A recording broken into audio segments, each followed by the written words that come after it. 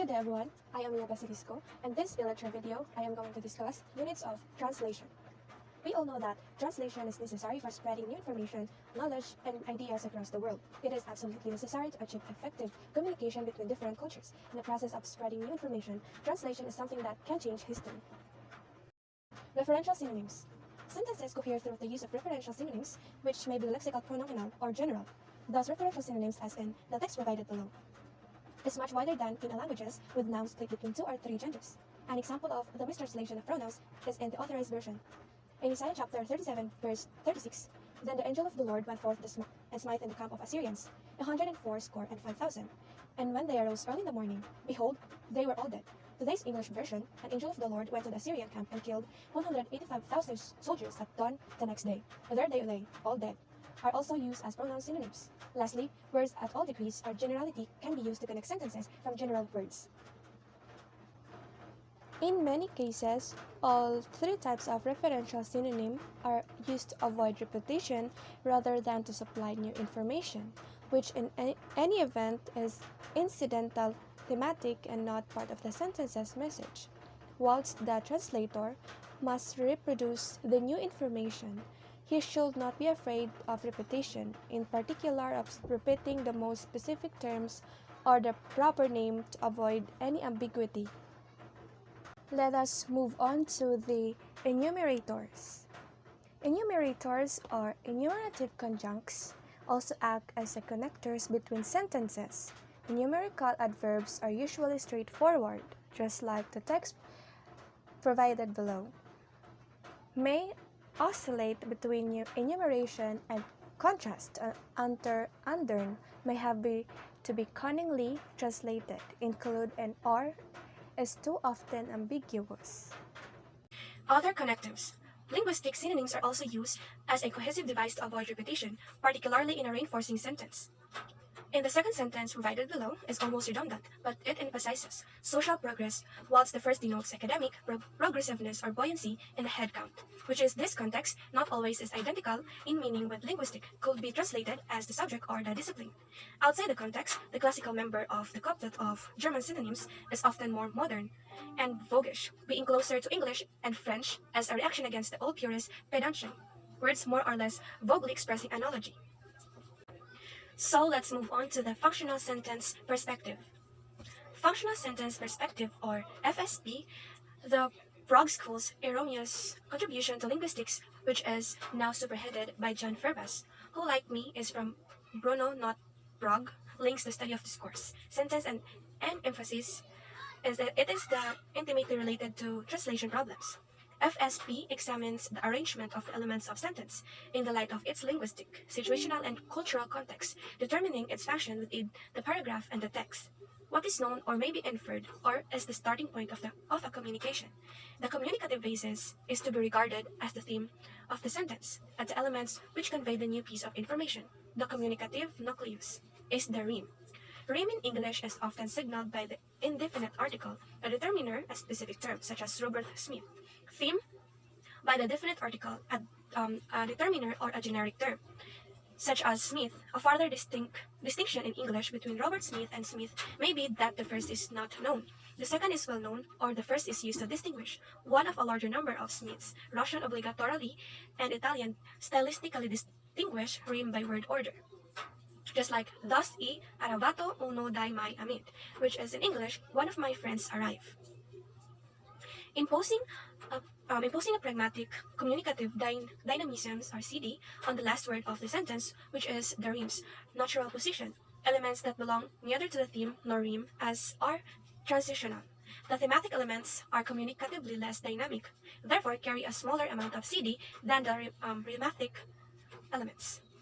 Normally, one proceeds from the known to the unknown.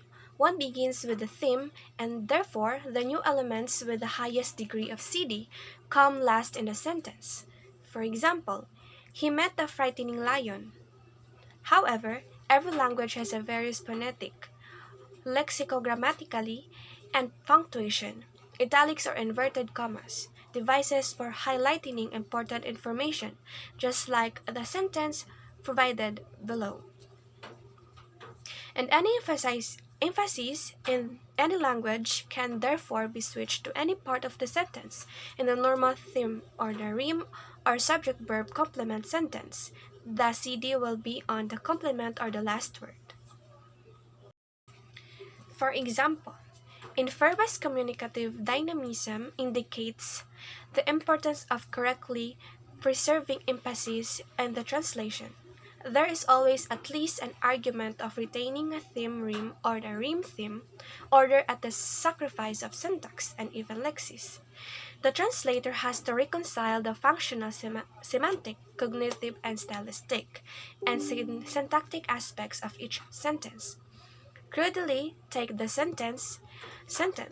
For German has a tendency to start complex sentences with thematic subordinate clauses, which are finally complicated by the brief rhematic main clause.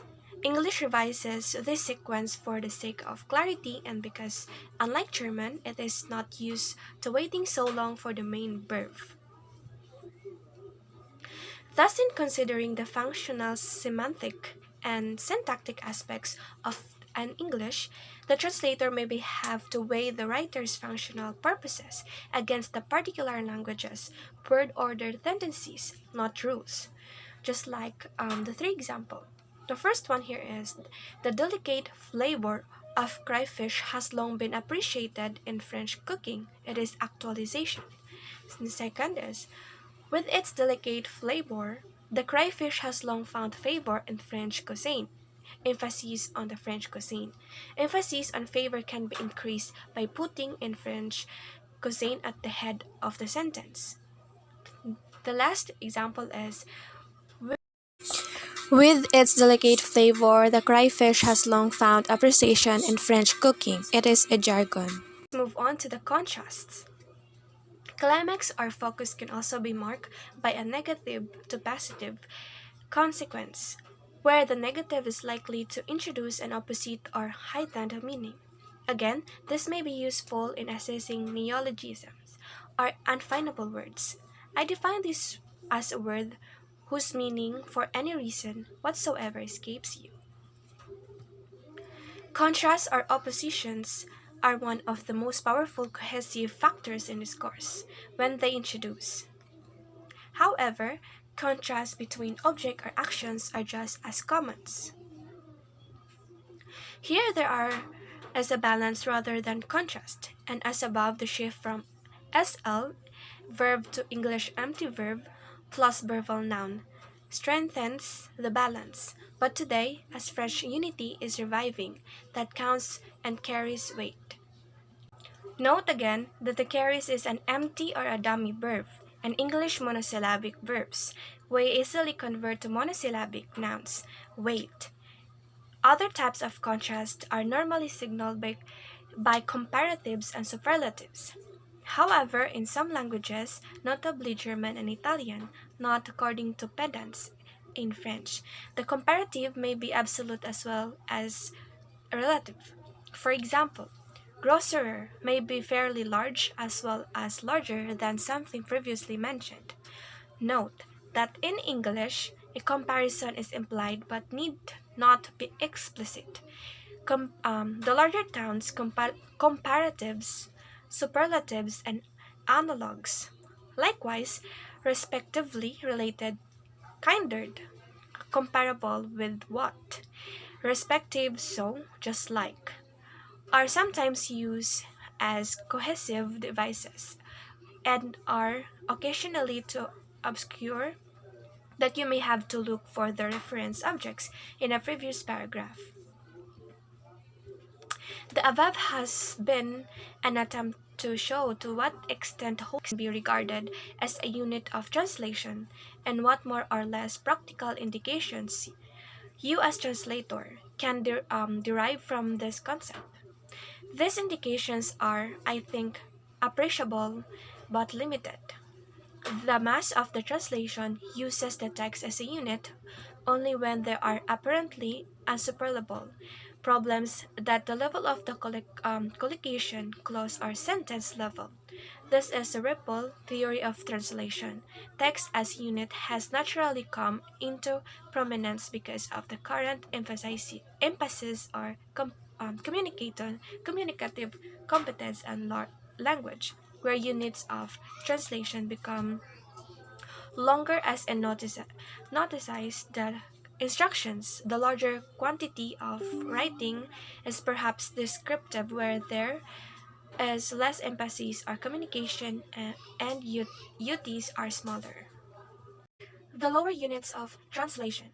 The sentence is a natural unit of translation, just as it is a natural unit of comprehension and recorded thought. Within a sentence, transpositions, clause rearrangements, recasting are common provided that FSP is not infringed, that there is a good reason for them. On the other hand, unless a sentence is too long, it is unusual to divide it. If it is unusually short, it is likely to be for a special effect. Needlessly to say, if a long sentences are a part of a writer's style, is an expressive text, they have to be preserved, not commonly. A fresh relative clause is off into a separate sentence when it is active rather than descriptive. More commonly, the French relative clause is replaced by the present participle. Normally, by the time you have started working, you translate sentence by sentence, and you will consciously be looking at the larger units, paragraphs, and text. For example, when you have difficulties with connectives, when the feast was nearing its end, some of them fell asleep and snored, though they woke up again when the coffee appeared. This translation is lexically fairly accurate. The force of the connective is slightly weakened by the fusion of the two sentences, but I think this is good translation. It is usually justified to fill the case gaps of nouns like beginning, middle, and the end. The second example is when you are not happy without the sentence as a unit. And the last example is when you start revising your version. So let's move on to the last part of this topic, which is the conclusion. I have tried to show that all lengths of language can, at different moments and also simultaneously, be used as units of translation in the course of the translation activity. Each length has a functional contribution to make, which can be summarized as lexical for the word and the collocation grammatical. For the group of clause, national for the sentence, the paragraph, and the text. Further, I have tried to show that operatively most translation is done at the level of the smaller units, words and clause, leaving the larger units to work automatically until the difficulty occurs, until revision starts. Further, that in an expressive or authoritative text, there is a certain extra stress on the word. In the informative text, on the collocation and the group in the vocative or pragmatic section of a text, the part intended to make the readers react on the sentence and the text as a unit. Finally, although much of this chapter is devoted to text as a unit of translation, I think its importance has been recently exaggerated, in particular by writers such as Wills, Holmes, and Newbert, who hardly discuss the practical applications of this concept, and also by Diesel, who does. To me, the unit of translation is sliding scale responding according to other varying factors and still ultimately a little satisfactory. And that's all about the units of translation. And once again, I am Mia Basilisco. And thank you for listening.